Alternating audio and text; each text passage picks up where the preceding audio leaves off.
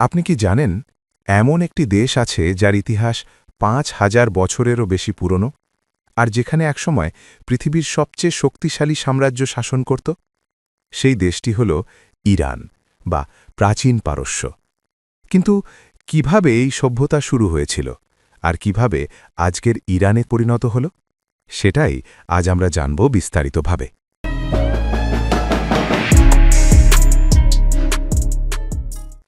ইরানের ইতিহাস প্রায় ৫,০০০ বছরেরও বেশি পুরনো এবং এর শুরু হয় প্রাচীন এলামাইট সভ্যতা দিয়ে, যা বর্তমান দক্ষিণ পশ্চিম ইরানে গড়ে উঠেছিল। এই সভ্যতা প্রায় খ্রিস্টপূর্ব ৩,০০০ সালের দিকে বিকশিত হয় এবং এটি মেসোপটেমিয়ার সমসাময়িক একটি শক্তিশালী সংস্কৃতি ছিল। এলামাইটরা নিজেদের ভাষা, ধর্ম এবং শাসন ব্যবস্থা তৈরি করেছিল, যা তাদেরকে আলাদা পরিচয় দেয়। এরপর আসে আর্য জাতির আগমন, যারা মধ্য এশিয়া থেকে ইরানে প্রবেশ করে এবং ধীরে ধীরে তারা পারস্য অঞ্চলে বসতি স্থাপন করে। এই আর্যদের মধ্য থেকেই পার্সিয়ান জাতির জন্ম হয়, যারা পরবর্তীতে ইরানের ইতিহাসে গুরুত্বপূর্ণ ভূমিকা পালন করে।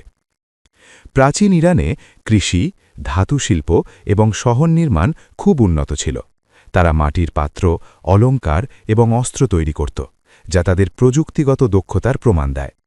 এছাড়া ধর্মীয় দিক থেকেও তারা বেশ উন্নত ছিল, যেখানে দেবদেবীর পূজা এবং প্রকৃতির প্রতি সম্মান ছিল গুরুত্বপূর্ণ অংশ। এই সময়েই ইরানে প্রথম শহর রাষ্ট্র গড়ে ওঠে এবং মানুষ সংগঠিতভাবে বসবাস শুরু করে। ধীরে ধীরে এই সভ্যতাগুলো বড় বড় সাম্রাজ্যে রূপ নেয়, যা পরবর্তীতে বিশ্ব ইতিহাসে বিশাল প্রভাব ফেলে।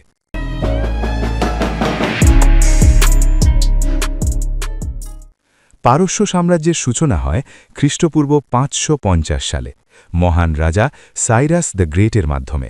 তিনি মিডিয়ান সাম্রাজ্যকে পরাজিত করে একটি নতুন শক্তিশালী সাম্রাজ্য প্রতিষ্ঠা করেন, যা দ্রুতই বিশ্বের অন্যতম বৃহৎ সাম্রাজ্যে পরিণত হয়। সাইরাস ছিলেন একজন অসাধারণ নেতা। তিনি শুধু যুদ্ধ জিততেন না, বরং তিনি মানুষের মন জয় করতেন। তিনি ধর্মীয় স্বাধীনতা দিতেন, স্থানীয় সংস্কৃতিকে সম্মান করতেন এবং দখলকৃত অঞ্চলের মানুষের ওপর জোর করে কিছু চাপিয়ে দিতেন না। এই কারণেই তার শাসন ব্যবস্থা অনেক জনপ্রিয় হয়ে ওঠে। তার উত্তরাধিকারীরা, বিশেষ করে দারিউস দ্য গ্রেট, সাম্রাজ্যকে আরও শক্তিশালী করে তোলেন। তিনি একটি সংগঠিত প্রশাসনিক ব্যবস্থা তৈরি করেন, যেখানে সাম্রাজ্যকে বিভিন্ন প্রদেশে ভাগ করা হয় এবং প্রতিটি প্রদেশে গভর্নর নিযুক্ত করা হয়। পারস্য সাম্রাজ্যের আরেকটি বড় শক্তি ছিল তাদের রাস্তা এবং যোগাযোগ ব্যবস্থা। রয়্যাল রোড নামে একটি বিখ্যাত সড়ক ছিল, যা সাম্রাজ্যের এক প্রান্ত থেকে আরেক প্রান্তে দ্রুত যোগাযোগ নিশ্চিত করত। এছাড়া শক্তিশালী সেনাবাহিনী, উন্নত অর্থনীতি এবং সহনশীল শাসন ব্যবস্থা পারস্যকে দীর্ঘদিন ধরে শক্তিশালী রাখে। এই সাম্রাজ্য এশিয়া, আফ্রিকা এবং ইউরোপের বিশাল অংশে বিস্তৃত ছিল।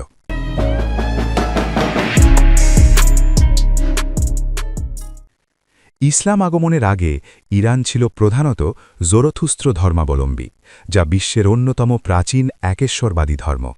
এই ধর্মে ভালো এবং মন্দের মধ্যে চিরন্তন সংগ্রামের কথা বলা হয় এবং এটি পারস্য সংস্কৃতির একটি গুরুত্বপূর্ণ অংশ ছিল। খ্রিস্টীয় ৭ম শতকে আরব মুসলিমরা ইরান আক্রমণ করে এবং সাসানীয় সাম্রাজ্যের পতন ঘটে। এর ফলে ইরানে ইসলাম ধর্মের বিস্তার শুরু হয়। প্রথম দিকে অনেক মানুষ নতুন ধর্ম গ্রহণ করতে দ্বিধা করছিল, কিন্তু ধীরে ধীরে ইসলাম ইরানের প্রধান ধর্মে পরিণত হয়। ইসলাম গ্রহণের পর ইরানের ভাষা, সংস্কৃতি এবং রাজনীতি পরিবর্তিত হতে থাকে। তবে একটি গুরুত্বপূর্ণ বিষয় হল, ইরান তাদের নিজস্ব পার্সিয়ান সংস্কৃতি পুরোপুরি হারায়নি, বরং তারা ইসলামিক সংস্কৃতির সাথে নিজেদের ঐতিহ্যকে মিলিয়ে একটি নতুন পরিচয় তৈরি করে। এই সময়ে পার্সিয়ান ভাষা, সাহিত্য এবং কবিতায় ব্যাপক উন্নতি হয়।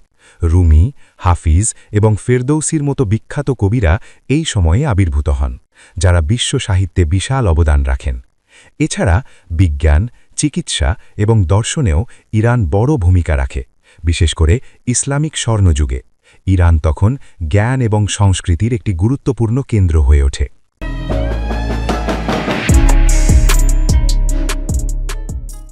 আধুনিক ইরানের ইতিহাস মূলত শুরু হয় কাজার এবং পাহলাভি রাজবংশের সময় থেকে। ২০ শতকের শুরুতে ইরানে রাজনৈতিক অস্থিরতা বাড়তে থাকে এবং জনগণ গণতন্ত্র এবং সংস্কারের দাবি জানাতে থাকে।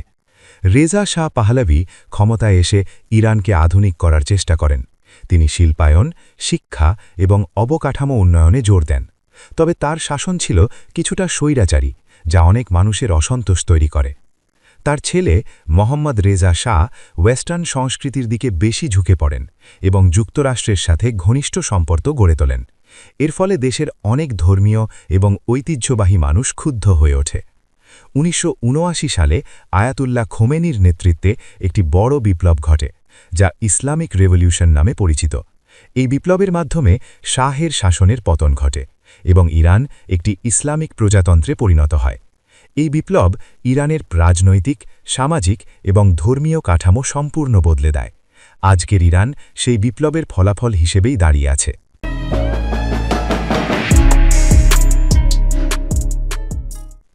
ইরান বা প্রাচীন পারস্য বিশ্ব সভ্যতায় অসাধারণ অবদান রেখেছে, যা আজও বিভিন্ন ক্ষেত্রে প্রভাব ফেলছে।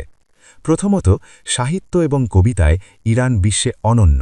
রুমি, হাফিজ এবং ওমর খৈয়ামের কবিতা আজও সারা বিশ্বে প্রচলিত। বিজ্ঞানেও ইরানের বিশাল অবদান। ইবনে সিনা, যিনিকে অ্যাভিসেনা নামে পরিচিত, চিকিৎসা বিজ্ঞানে একটি বিপ্লব ঘটান। তার লেখা দ্য ক্যানন অফ মেডিসিন বহু শতাব্দী ধরে ইউরোপে পাঠ্যপুস্তক হিসেবে ব্যবহৃত হয়েছে। গণিত, জ্যোতির্বিজ্ঞান এবং রসায়নেও ইরানিরা গুরুত্বপূর্ণ আবিষ্কার করেছেন। তারা জ্যোতির্বিদ্যা অর্জন, ঔষধ প্রস্তুতি এবং গণনার নতুন পদ্ধতি উদ্ভাবন করেন। সংস্কৃতির দিক থেকে ইরানের স্থাপত্য, কার্পেট বুনন এবং চিত্রকলাও বিশ্বখ্যাত। পারস্য কার্পেট আজও বিলাসিতার প্রতীক হিসেবে বিবেচিত হয়। এছাড়া ইরান সবসময়ই পূর্ব এবং পশ্চিমের মধ্যে একটি সাংস্কৃতিক সেতু হিসেবে কাজ করেছে। তাদের অবস্থান এবং ইতিহাসের কারণে তারা বিভিন্ন সংস্কৃতিকে একত্রিত করেছে, যা বিশ্ব সভ্যতাকে সমৃদ্ধ করেছে। সব মিলিয়ে ইরান শুধু একটি দেশ নয়, বরং একটি সমৃদ্ধ ইতিহাস ও সংস্কৃতির ধারক, যা হাজার বছর ধরে মানব সভ্যতাকে প্রভাবিত করে আসছে। ইরানের এই দীর্ঘ ৫,০০০ বছরের ইতিহাস আমাদের শেখায়, সভ্যতা বদলায়, শাসক বদলায়, কিন্তু সংস্কৃতি আর ঐতিহ্য কখনো হারিয়ে যায় না। আপনি যদি এমন আরও অজানা ইতিহাস জানতে চান, তাহলে এখনই চ্যানেলটি সাবস্ক্রাইব করুন। দেখা হবে পরবর্তী ভিডিওতে।